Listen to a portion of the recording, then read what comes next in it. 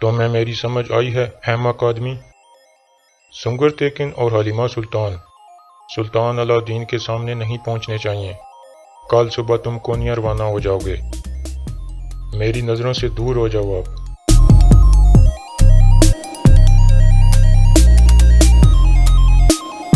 Ertugrul بھائی، عبد الرحمن نیان کی طرف سے خبر لایا ہے۔ کیا؟ حلیمہ سلطان خطرے میں ہے بھائی۔ السلام علیکم ناظرین، اس قسط کے آغاز میں دونوں قبیلوں کے سپاہی ٹریننگ ایریا میں آ کر پریکٹس کر رہے ہوتے ہیں۔ اتنے میں ارطغرل اپنے ساتھیوں کے ساتھ وہاں آتا ہے۔ اسے دیکھ کر سپاہی ارطغرل زندہ باد کے نعرے لگانے لگتے ہیں۔ پھر ارطغرل ان سے خطاب کرتا ہے، آپ لوگوں نے کبھی مجھے اکیلا نہیں چھوڑا اور ہمیشہ مجھ پر یقین کیا ہے، حالانکہ غداروں نے مجھے بدنام کرنے کی پوری کوشش کی۔ آپ لوگ کبھی بھی اوغز اور اپنے مذہب کے قوانین کو مت چھوڑنا۔ دوسری طرف نیان کارابک سے بات کرتا ہے۔ سنگر تیکن اور حلیمہ سلطان علاؤدین کے سامنے نہیں پہنچنے چاہیے۔ کل صبح تم کونیا روانہ ہو جاؤ گے۔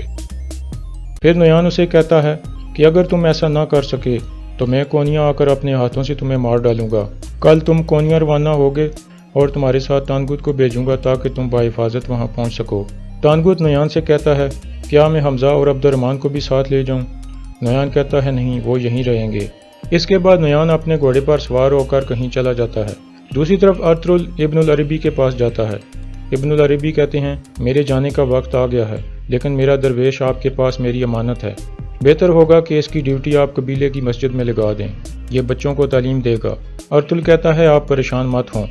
اس کے بعد وہ ابن العربی سے گلے مل کر وہاں سے نکل جاتا ہے۔ دوسری طرف نیان کے ڈیرے پر تانگوت بیٹھ کر نیان کے بارے میں سوچتا ہے اور وہ خیالات اس کے ذہن میں آتے ہیں جس میں کئی بار نیان نے اسے مارا تھا یا بے عزت کیا تھا۔ تانگوت اپنے آپ سے باتیں کرتا ہے اور کہتا ہے، نیان نے اوگیڈی کی فوج کو تباہ کر دیا ہے، اس لیے ایسے آدمی کو جیت نہیں ہار ملنی چاہیے۔ اس طرح تانگوت اندر سے نیان کے خلاف ہو جاتا ہے اور چاہتا ہے کہ نیان کو کمانڈر کے عہدے سے ہٹا دیا جائے۔ اس کے بعد تانگوت اٹھ کر عبد الرحمن کے پاس جاتا ہے اور اسے کہتا ہے کہ نیان ہمارے ساتھ بہت زیادتی کرتا ہے۔ جب ہم ناکام ہو کر لوٹتے ہیں تو ہمیں کہتا ہے کہ تم زندہ واپس کیوں آئے۔ کل وہ کارابک کو کونیا بھیج رہا ہے اور چاہتا ہے کہ حلیمہ سلطان کو مار دیا جائے اس سے پہلے کہ وہ سلطان علاؤدین سے ملاقات کرے، اور اگر کچھ بھی غلط ہوا تو نیان مجھے مار دے گا۔ دراصل یہ خبر تانگوت نے جان بوجھ کر عبد الرحمن کو دی تھی، کیونکہ اسے پتا تھا کہ عبد الرحمن جا کر یہ خبر ارطغرل تک پہنچائے گا اور پھر ارطغرل حلیمہ سلطان کو بچانے کے لیے آئے گا۔ اس طرح میں ارطغرل کو قابو کر کے مار ڈالوں گا۔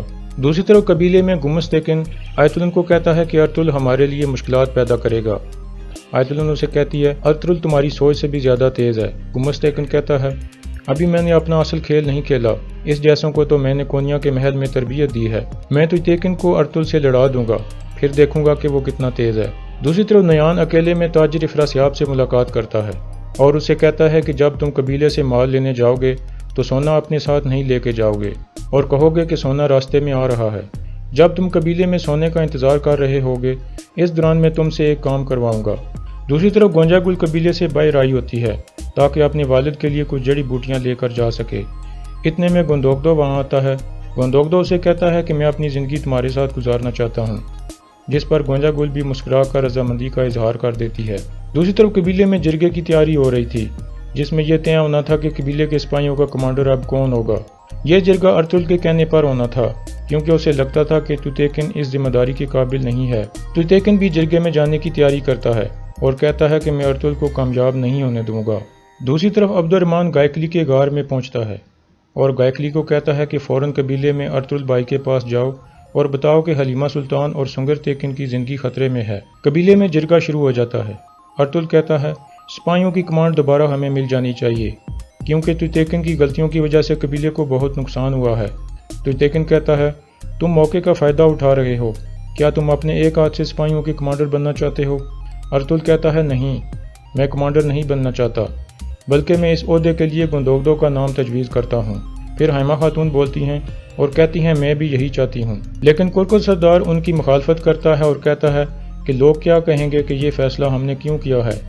اس کے بعد حکیم ارتک بول پڑتا ہے اور کرکل سردار سے کہتا ہے کہ کافی عرصے سے ہمارا قبیلہ مشکلات میں گھرا ہوا ہے، اس لیے بہتر ہے کہ آپ جرگے کے لوگوں کو یہ فیصلہ کرنے دیں، جس پر کرکل سردار رضامند ہو جاتا ہے اور جرگے کے لوگوں سے مخاطب ہو کر کہتا ہے، جو لوگ گندوگدو کو سپاہیوں کا کمانڈر بنانا چاہتے ہیں وہ اپنے ہاتھ کھڑے کریں۔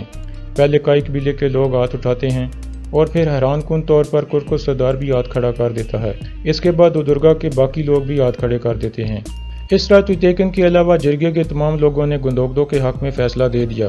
اس کے بعد گندوگدو کھڑا ہوتا ہے اور کہتا ہے، اللہ آپ پر اپنی رحمت کرے کہ آپ لوگوں نے مجھے اس قابل سمجھا۔ آپ یہ جان لیں کہ میں دونوں قبیلوں کے سپاہیوں کو اپنے بھائیوں کی طرح سمجھوں گا اور میں ان کو جنگ کے لیے ایسے تیار کروں گا جیسے وہ سب ایک ہی باپ کے بیٹے ہوں۔ اس کے بعد سب لوگ اٹھ کر گندوگدو کو مبارکباد دیتے ہیں اور اس کے گلے ملتے ہیں۔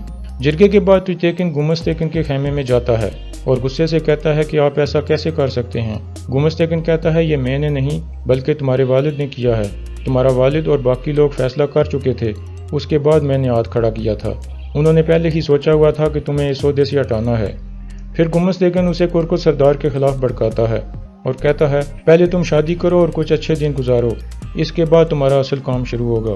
تمہارا والد بوڑھا ہو چکا ہے اور بیمار ہے، اس لیے سرداری کا بوجھ نہیں اٹھا سکتا۔ اب یہ تمہارا وقت ہے اور ضرورت پڑنے پر میں تمہارے ساتھ کھڑا ہوں گا، چاہے کچھ بھی ہو جائے۔ دوسری طرف حائمہ خاتون کے خیمے میں سب لوگ کھانا کھا رہے ہوتے ہیں۔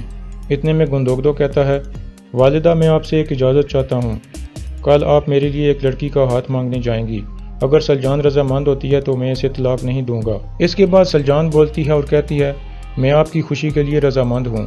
حائمہ خاتون پوچھتی ہیں، کون ہے لڑکی؟ گندوگدو کہتا ہے، گونجا گل۔ حائمہ خاتون کہتی ہیں، اب تم یہی چاہتے ہو اور سلجان نے بھی اجازت دے دی ہے تو میری طرف سے بھی اجازت ہے۔ دوسری طرف گائکلی ارطغرل کو خبر دینے کے لیے قبیلے کی طرف روانہ ہوتا ہے۔